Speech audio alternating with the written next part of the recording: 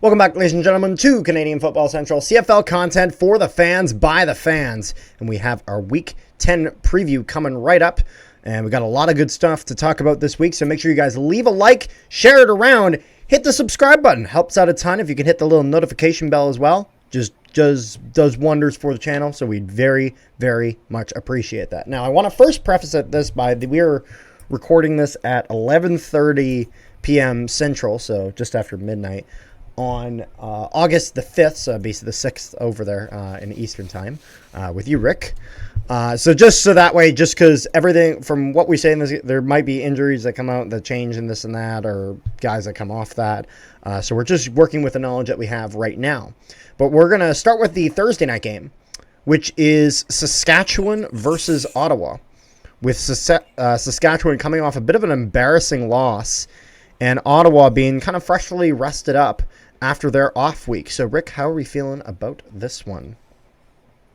I mean, this is going to be an interesting game because Monday, so Ottawa has 3 practices, Sunday, Monday, Tuesday. Yep. Saskatchewan only has Monday, Tuesday. So everyone but Verdide, who's a linebacker for Ottawa, was all in full practice Monday. As far as Saskatchewan goes, that's a whole different story. So they have Jacob Brommer, offensive line, did not practice. Malik Carney, defensive line, knee, did not practice. Trevor Harris, knee full, but Mace already said that he's going to be 50-50 chance he plays this week. Keon Johnson, concussion, did not practice. AJ Ouellette, hip, did not practice. Ryan Shivor, offensive line, elbow, did not practice. Malik Straker, linebacker, did not practice. Jamar Thurman, defensive. Okay, he's not a defensive lineman. He's a linebacker, people. Elbow, did not practice. Deontay Williams, D-back, healthy, fully practiced. So, just a lot of question marks on the Saskatchewan side of things. A lot of question marks. Yep. However, if Patterson kind of plays like he did last week, even though that their defense allowed 42 points, if offense can have a good game this week, it would be interesting to see a kind of a game between Shea Patterson and Drew Brown. Yep. No, definitely. And that's the thing, is that Ottawa, I think this year has exceeded expectations in the sense of that for the past few years that they've had talent, they just haven't been able to do as much as they've necessarily hoped with that. And it seems like this year they're finally getting that done with Drew Brown. I mean, it's one of those things where, all things aside, they're 5-2 this season, and have had overall a pretty strong start. Not perfect by any means, but definitely also helps them having a bit of a bye week here, some time to kind of reset. And really see, I think last week's game really kind of brought out some of the things that Saskatchewan needs to work on. Even though Saskatchewan has had a very, very good start of the season, exceeded all expectations in that regard. I think last game, some of those weaknesses in the defensive structure, because that's been one of their strengths, some of the cracks kind of showed a little bit, and I think Ottawa can possibly take advantage of that if they really, really utilize that offense. That offensive capabilities. Now, with Tommy Condell being that offensive coordinator, I know you as a Ticats fan definitely question that and their ability to be able to do that. But there's no doubting that they have been able to do similar things to other teams in this league so far. And so I think, like, for example, one of the times where Ottawa did this very well was even just week 2 against Winnipeg, after seeing exactly how Montreal had dismantled the Bombers in the first game of the CFL season. or was it first game of the CFL season? It was one of. What's it was that? one of the win. Yes, actually, it was the first game of the CFL season, and I know that because the chip balls they got rid of them afterwards. The Winnipeg Montreal game. Oh yes. And so there was all that fiasco. But I definitely see that the Ottawa Redblacks should really do a lot of damage in this game. And there's a this game. It's going to be a tough one. It's one of those things where Ottawa, if this was Ottawa in prior years, but facing this year's version of Saskatchewan, I think Saskatchewan walks away with this victory relatively easily. But with Saskatchewan kind of sliding a little bit, and Ottawa coming off a bye week, this could pose a difficult game for Saskatchewan to win.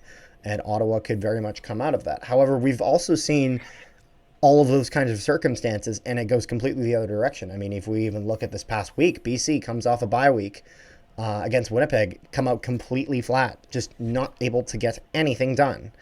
And Winnipeg, only 4 days rest, able to put up 25 points and hold BC to nothing. 0, zip.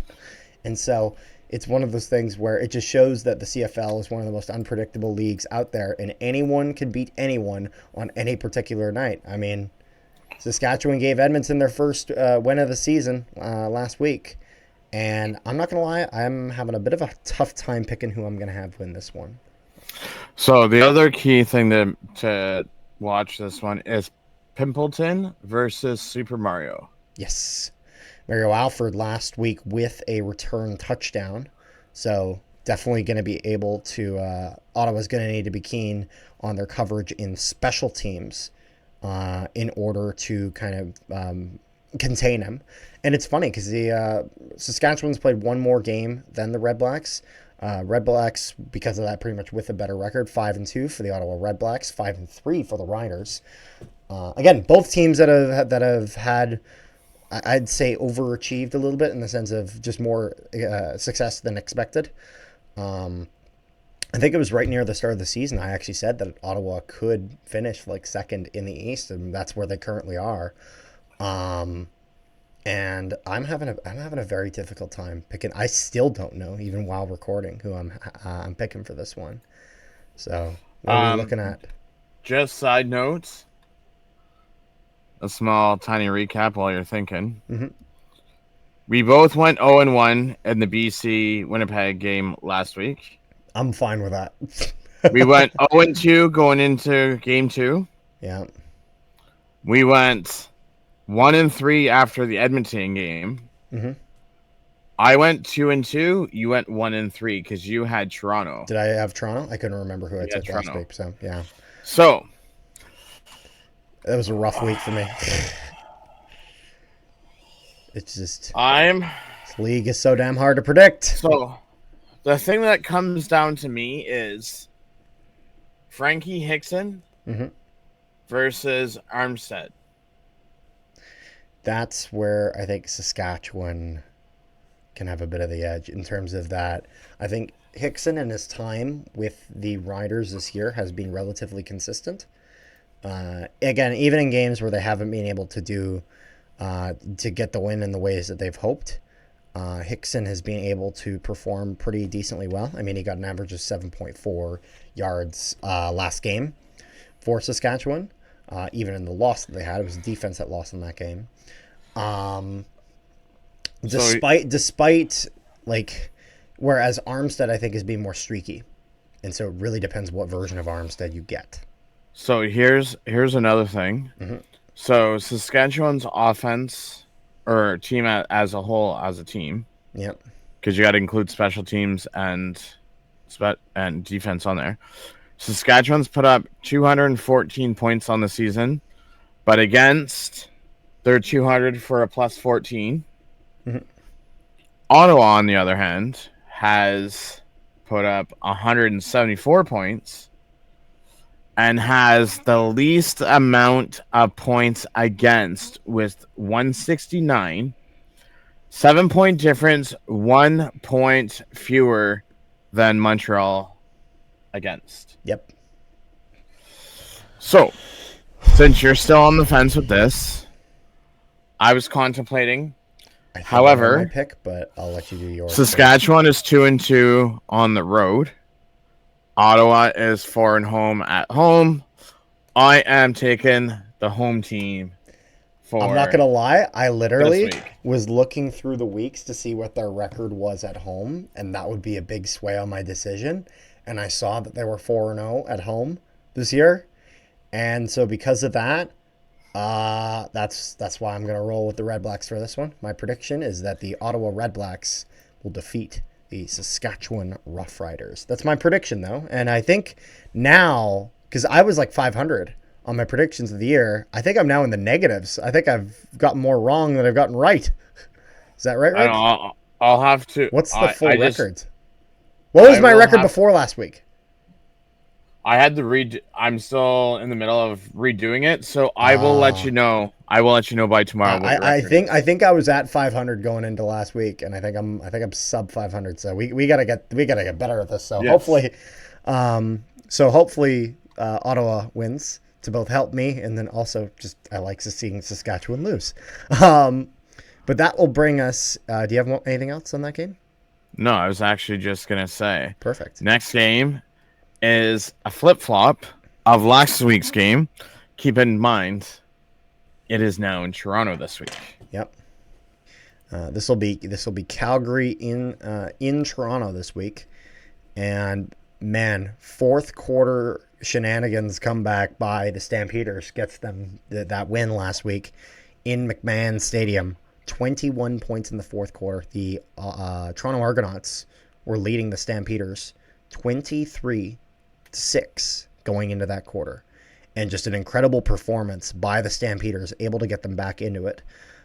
Whether that was a touchdown for Cam Eccles, single from Rene Paredes, another passing touchdown from Mitchell, and then a 44 and a 49-yard field goal, all in that fourth quarter. And they were just able to consistently to get that going. And so that was just, it showed that even, like, it's funny. Calgary played half a game and they still won. I say they played half a game in the sense of that They played a quarter. In both the first and third quarter, they put up 0 points. But even in the second quarter, where they put up 6, they give up 14. So, like you were saying, they kind of actually put up one quarter and won this game. And so I think Toronto's weaknesses are really starting to show. And all the questions around Cameron Dukes are arising. And the fact of the matter is that so from what we have right now, it does not look like Chad Kelly plays this game. No. Because this is his 9th game. This would be the 9th game for the Argonauts. So there's no way Chad Kelly plays. There's possibility that he could come in afterwards. There will be most likely a statement from the league, and Chad Kelly is hoping he gets in. He's been releasing hype videos and all this and that, all that hoorah. But whether Chad Kelly plays going forward, possibly, who knows? But that will not affect this game. As Cameron Dukes, does Nick Arbuckle get the start, or like what's? I haven't seen anything as far as who starts where. Because Nick Arbuckle got the win against Winnipeg, so I mean, maybe. And I mean, although to be fair, it wasn't Toronto's offense that gave up 21 points in the fourth quarter, and so it's one of those things where if they're going to be giving up those points in the fourth quarter, it's the defense that's got to step up on that. And so that to me is kind of a key weakness that the Argonauts had last game was on the defensive front. And so, like, if we're going here looking at the stats from last game, even no sacks, not one, by the Argonauts.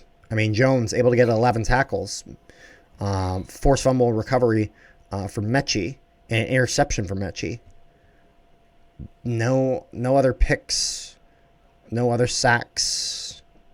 Keep in mind, mm-hmm. Flo is back. He's a defensive lineman for Toronto. That helps. However, hold on. There is a big however. Mm-hmm. Frederick Hansen and Winton McManus have both been placed on the 6th game. Yeah. And Winton McManus is the engine that runs that defense. Yeah. No, I'm not going to lie. If I remember when we made our Eastern preview of the season, I said that Toronto will Ride or they die on those 9 games. their team is so hot cold. They're so questionable going into that year that I thought they would get as high as 2, possibly drop to 3. And right now, if they continue this downward trend, and if Hamilton is able to shake off their last loss against Montreal and get going, there's a possibility that this Argonauts team could drop to last in the East. And that could be a big problem. And I'm saying that even though they have a winning record, and they're still, again, they've played 7 games, or not 7 games, 8 games. Sorry, they've played 8 games. Ticats have also played 8 games, and they're still a full 4 points ahead. They're still 2 wins ahead of Hamilton. But again, if we know Hamilton and anything about kind of how they've been able to squeak their way into the playoffs, if you watched yesterday's video that we released it was on Saskatchewan with Coach Phil. Thank you so much to Coach Phil for coming on to that. You'll even notice that we were kind of talking about how Hamilton always kind of finds their way to squeak in. And so if that's the case, then this could be really, really problematic for Toronto. And yeah, it looks like right now, it looks like the Argonauts are in trouble, just with their injury situation, with the fact that they just, even though they are able to put up some points, a fourth quarter collapse like that, if you consistently have that happen, can just kill your chances of winning. And having clutch on a team, even if you're not able to always play this and that, having that clutch, having that ability to, when you have the win in your grasp, being able to hold on to it is such a key thing in such an unpredictable league. And I just don't know if the Argonauts are going to have that, whether Nick Arbuckle or Cameron Dukes starts this game. So, how are we feeling also, about that? Ryan Dinwiddie already came out and said he wishes he ran more than what he did with 8 carries and 31 yards for Kadeem Carey. I get that Cameron Duke ran 12 times, but it would not surprise me if Kadeem Carey saw more than 8 carries in this game. To start, yeah. But, I mean, you got to see more out of their quarterback. Yeah, no, you definitely do. And it's one of those things I'm going to throw a nice take out there. Mm-hmm. We've seen what Nick Arbuckle can do. Mm-hmm. We've seen what Cameron Dukes can do. There's only one more quarterback left, and his name's not Chad Kelly. It's Brian Scott. He's the dark horse because we haven't seen him at all this season. Mm-hmm.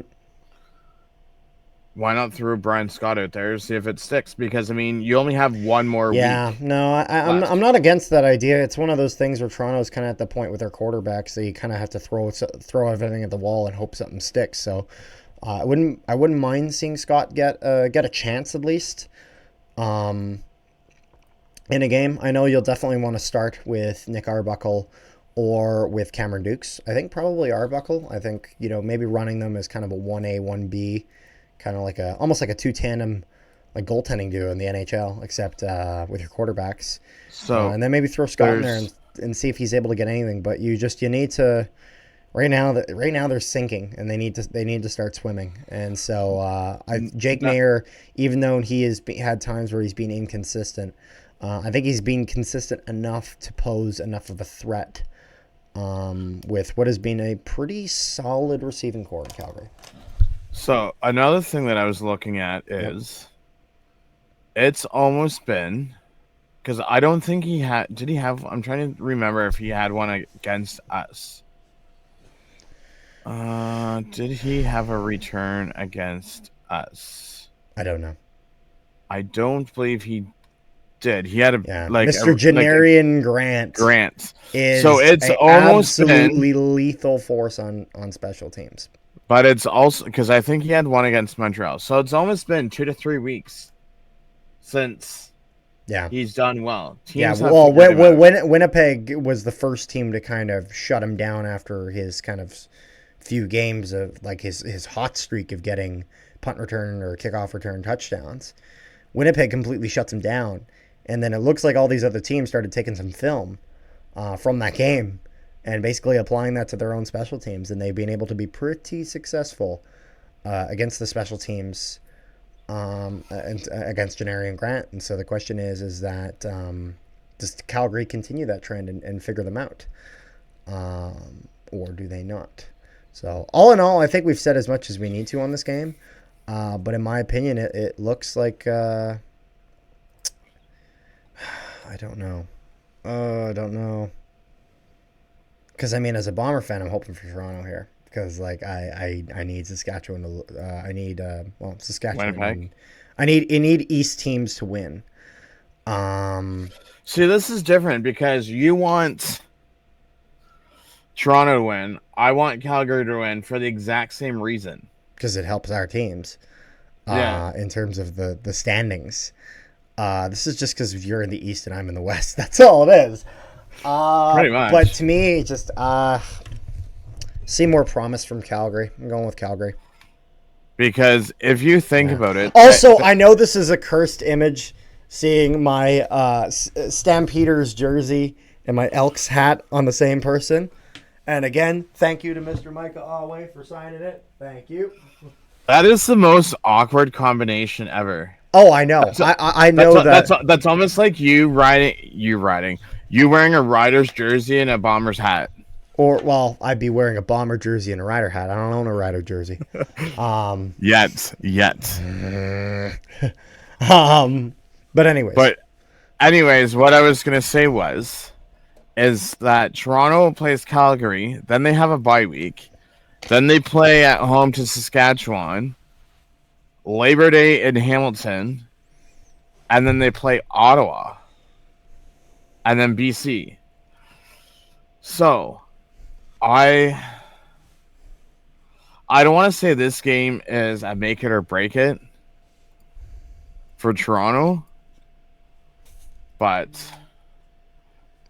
kind of things could get worse. I mean, this is the game that decides if you go above or below 500, because you're 500 right now. But at the same time, it's if you're an Argos fan, do you say, okay, let's just say they lose to Calgary this week, they're 4-5. Mm-hmm. Are you gonna have, oh well, we were 4-5 to begin with, we're going to go on a tear because we have so-and-so coming back. Just because a certain someone comes back doesn't necessarily mean that you're doing every game. No, but it will help a lot. And one thing that Toronto, I think, needs right now is that bye week. And so I think they need that bye week, especially if Chad Kelly comes back into the lineup and all the adjustments that will need to be made, and him gelling with the receiving core again. If that gets going, because it most likely will. Because I mean, like you said earlier, anyone can beat anyone in this league. It doesn't matter who the quarterback is. And that's true. And but to me, I just see more promise in the Stampeders going into this week. So, what about yourself? Are you picking? I know it's tough. Toronto has the better offense and the better defense, but I'm just not sold on Dukes or Arbuckle. That's the problem. That's my problem. But then I'm not sold on Jake Maier either. I think Jake Maier has been better than them this year, though. I think he has. I'll put it this way. Jake Maier, has he had times where he's been problematic? Absolutely. Jake Maier has always been the starter, though. There's never been questions of Jake Maier not being... Well, I shouldn't say there hasn't been any questions of Jake Maier being the starter. But, I mean, none to the point where there was any actual chance of him not being the starter. He'd have an off week, yes. But not to the point where Cameron Dukes has had multiple off weeks, and it's like, okay, now let's bring in Arbuckle, because this is a reoccurring theme. With Jake Maier, he's at least had enough success to avoid being canned. So, you know what the interesting stat is? What? Is Jake Maier has a better completion percentage than the top 3 quarterbacks in the league by stats. Yep. After this game, if he throws a multi-touchdown game, he'll be second in touchdowns. And he will be, depending on who does better, Calgary, Winnipeg this week, he could potentially be third in yards. Yeah. Well, with the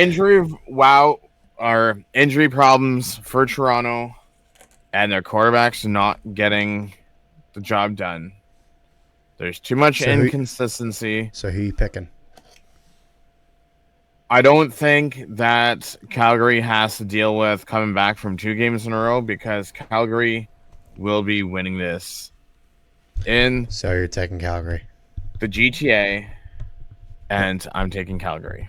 Okay, well, that brings us into the Saturday game where the Hamilton Ticats will face the Montreal Alouettes once again. And who knows about the quarterback situation in Montreal for this game.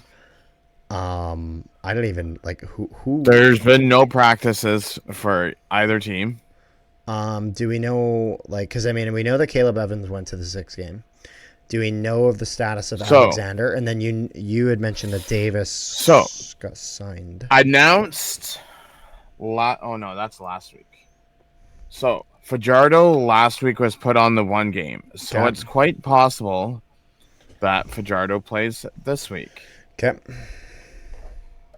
But also, they put Tyler Sneed on extended as well. But then they also picked up Dominic Davis this week, too. Yep. So, if Cody Fajardo does not play, I think they go with Alexander Davis.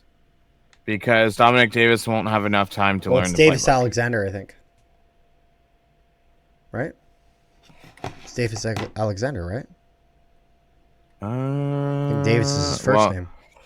Well, now there's 2 quarterbacks. You're talking about. Yes, Davis. Because there's Dominic Davis and then Davis Alexander. Okay. Yeah, I think it's Davis Alexander. Yeah. Yeah. So Davis Alexander will be starter. Yep. Dominic Davis will be backup because don't forget, Dominic Davis also had some ridiculous rushing touchdowns as well. Yep. So I think Dominic Davis will be short yardage, and Davis Alexander will start if Cody Fajardo is not good to go this week. Yep. And so all in all, if we're looking at it, Davis Alexander was able to get the job done against Hamilton on his own. If Fajardo comes back, the situation looks even worse for Hamilton.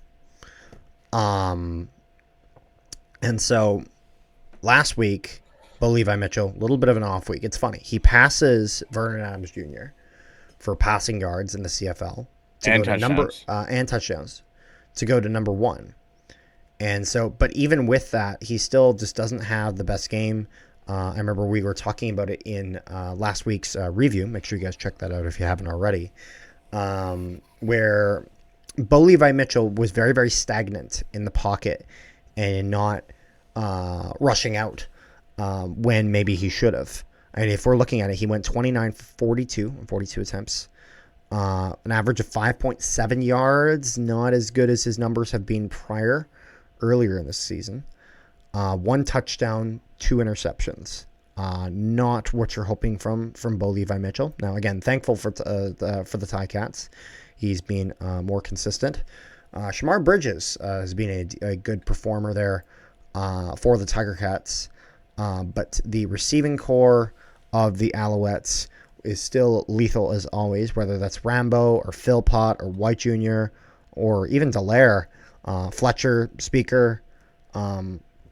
These guys have all been very, very good performers for the Alouettes. And so especially if they're able to get Cody Fajardo back for this game, that could be really, really bad for the Ticats and the way that the throwing game can really, really affect them.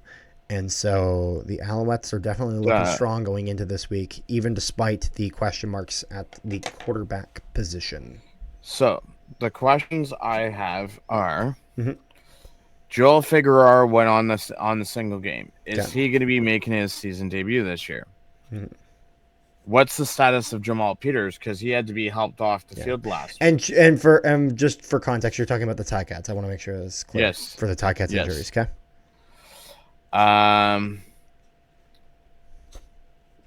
So Larry Orange went on the extended 6 game. That kind of sucks. Luke Brubaker, he's on the single game. Is he going to be back this week? Stavros is on the 6th game, so he won't be back. But I'm just hoping that we saw enough game film from last week's game that we can do somewhat of a better prep for this week. Yeah. Because I figured that we would hopefully at least take 1 out of 2. They took our home game, so I'm predicting we're taking theirs. And as much as I think this would be very, very good for the Ticats, yes, I know you're taking Montreal. It just looks like Montreal. Even with a backup, they're able to get it done. And they won by a decent enough margin with a 33 to 216 victory over 2 touchdowns, over a 2-score. It was a 3-score game win for the Alouettes last week. Do I think the Ticats make this a closer game? Yes. However, I think the Alouettes continue to absolutely dominate as one of the top teams in this league. So I'm going to go with the Montreal Alouettes. And that will bring us into the last game of the week, which is the BC Lions versus the Edmonton Elks. Man. The Trey Ford era. It's funny, before the first game last week, like Wednesday, if you asked me how this game would go, I'd be like, well, BC's got it. You know, they can get this done. But BC, that offense fell off the face of this earth for this last game against Winnipeg. They got nothing. And then on top of that, Vernon Adams Jr. gets hurt. Now, could he be back for this game? I don't think so, because I think the earliest possible timeline, from what I've heard, is August 18th, which means that Jake Dolegala is playing this game for BC. Dolegala, who only got minimal reps near the end of the game against Winnipeg, a game where Winnipeg put in their backups, and BC still did not get anything. Again, Winnipeg, a team that struggled this season, putting in their backups, and BC still not being able to get it done. Now, to be fair, BC put in some backups of their own as well. Just not a good look for the Lions. And on the contrary, Edmonton, they were red hot. Saskatchewan is one of the best defenses in the CFL this season. They put up 42 points against them. 42 points. You have a 26-year-old quarterback who is quite possibly the most dynamic quarterback in this league in terms of his ability to scramble and rush. And Edmonton's had him sitting on the sidelines all year. He comes in last week, goes 18 for 22 with an average of 11.5 yards per throw. Goes for 252 yards, but on 18 completions and 22 attempts, pretty damn good. 2 touchdowns, does throw 1 interception. Now, if we're going to talk about someone, my goodness, Javon Leake, 169 rushing yards on 12 rushes with an average of 14.1 yards. That is ridiculous. It was Milt Stiegel who actually came out and said that this is quite possibly the fastest guy in the league.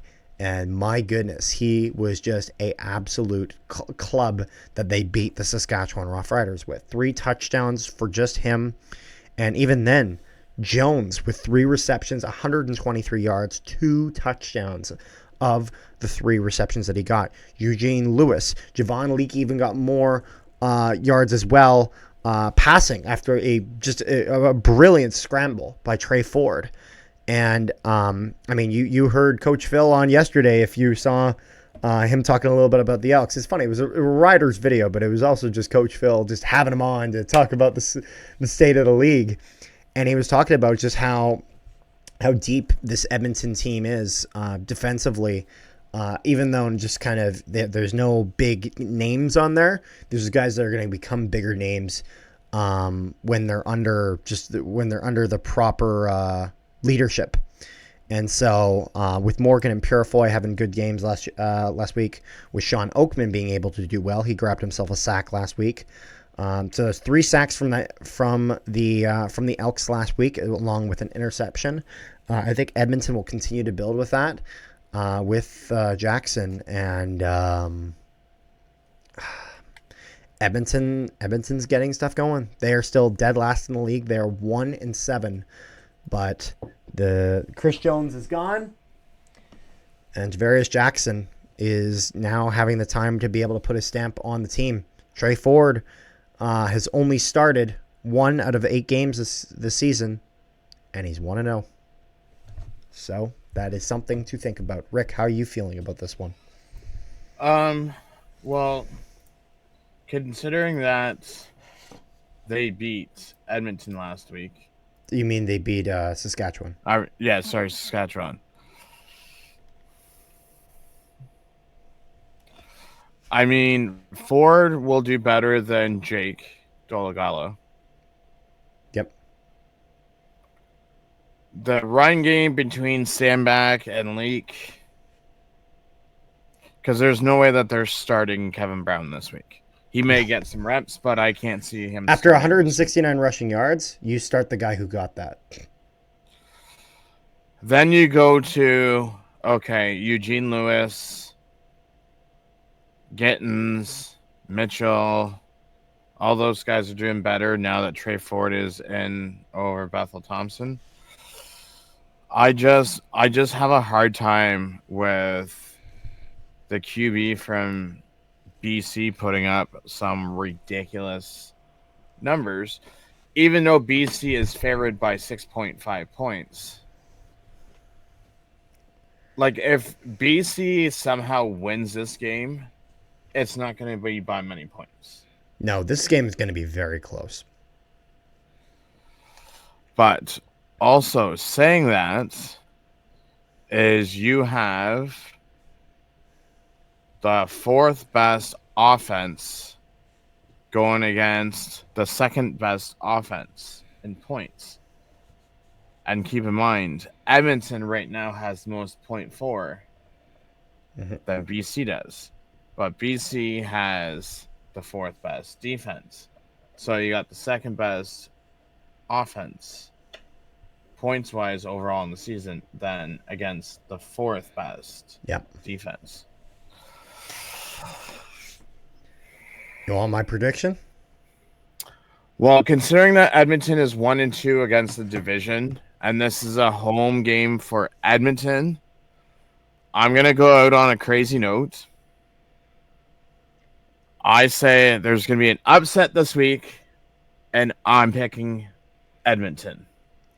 It is People can say I'm drinking the juice, but I'm picking Edmonton because I think Trey Ford. It's so difficult to pick Edmonton to win a home game, just because Edmonton is so much better on the road these past few years.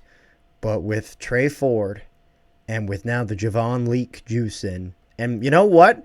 Maybe we'll have another standout performer that we're not expecting. I would not be surprised if we do from the Elks. Javarius Jackson, just getting this team together. They look damn good. I think Saskatchewan's defense is better than BC's. And man, they got a hell of a lot of points on them. I'm going with the Elks. They got the momentum right now. Momentum is so huge in the CFL, and they have it. So, maybe I'm drinking some of the juice too. But man, we both drank it last. We both drank the Elks juice last week, and we both got that one right, even in a week of me getting a lot of crap wrong. So I'm gonna go with the Edmonton Elks, and that's what I got. Is there anything else you got for this? Or so, question. So this is out of all 4 games this week. Is this the upset of the week for you? If you look at all 4 games, this is the upset. It's funny though. If BC loses this game, BC is going to panic because if Vernon Adams Jr. is back for that game against Winnipeg, that's big, and then it's redemption time for VA. If they lose that game, and if they lose this game, BC's panicking. So, my prediction, Elks, though. That's interesting, because then BC would be 5-5. Yeah, they'd be 500. That would just be wild. Anything else you got? I got everything I wanted on here. Just to note that I know, just throwing a little tidbits out there for you, because I know how much you had a hard time picking the Winnipeg-Toronto game. Carter, how crazy would it be that Winnipeg is 2 points behind Toronto for third in the East? You guys do a crossover. Play Drew Brown in the playoffs. It would probably be Calgary, because I would not be surprised if Winnipeg and Calgary finish with the same record and Winnipeg has the tiebreaker over Calgary. Hold on, but just hear me out. Just hear me how funny this would be. So you guys finish above Hamilton and Toronto. You guys get third East. You guys play Drew Brown in Ottawa, so your old quarterback. Oh, man. You win that. Then you have last year's Grey Cup final as the East Division game. How crazy. I know everyone's saying I'm a lunatic, but for thinking that. It would be interesting. It'd be interesting. I'm not going to lie, though. I think if there's any crossover, if there is a crossover, that means Winnipeg wins a division spot. Because the thing is, I think the reason you have a crossover is because you have Calgary and Winnipeg tying, and Winnipeg has the tiebreaker, which is why I think Calgary would be that crossover. But it's a fun discussion point. Did you guys play Calgary twice already? Yeah, we played them twice, and we do not play them again. Winnipeg in the points for and points against, Winnipeg has got beaten. Calgary beat Winnipeg by 3. Winnipeg beat Calgary by 4. That's why we went for the 2-point conversion. We wanted the tiebreaker, and we got it. Such a ballsy play by Coach O'Shea. Oh my goodness. When I heard, because I didn't realize in the moment that was what he was doing, but Coach O'Shea playing some 3D chess over there in Winnipeg, but they'll have the bye week this week, so they might have, hopefully they got some guys off injury going into week 11. Well, but this is our preview of week 10. Just put it this way. From 9th to 2nd, I would say, no, not even 2nd. 1st to 9th, every team is separated by 1 win. Yep. And how crazy is that? In my opinion, the only team right now that I think looks like they're probably not making the playoffs, and I can say that definitively, is Edmonton. However, Coach Phil came on yesterday and said he thinks that he can see it happen. So if that shows anything, listen, we're halfway through the CFL season and it's still anyone's game. Anything can happen in the Canadian Football League. If history can repeat itself and Ticats can make the playoffs from Labor Day on, Edmonton can make the playoffs too. We are talking about the Canadian football right now, man. The league where absolutely anything can happen on any given night. So I think that's probably where we're going to finish it up. Make sure you guys leave a like if you haven't. I told you to at the start of the video. I hoped you listened, but if you didn't, do it now. Make sure you guys subscribe, hit the notification bell. Helps out the channel a ton. We are going to be having more videos coming out in regards to our mid-season report cards. Check out the one that came out yesterday with Coach Phil. We'll be having some more come out this week and probably going into next week as well, covering all 9 teams of the Canadian Football League. Is there anything else you got, Rick? So just to make it interesting, I won't say the guests, but I will say the next 2 are East teams in Ottawa. The ones that we have scheduled currently. We might have one come out before then if there's something that happens spur of the moment, but that's what we got scheduled. So that will be exciting when that happens. So without further ado, I will bid you all with peace, love, and positivity. See y'all next time.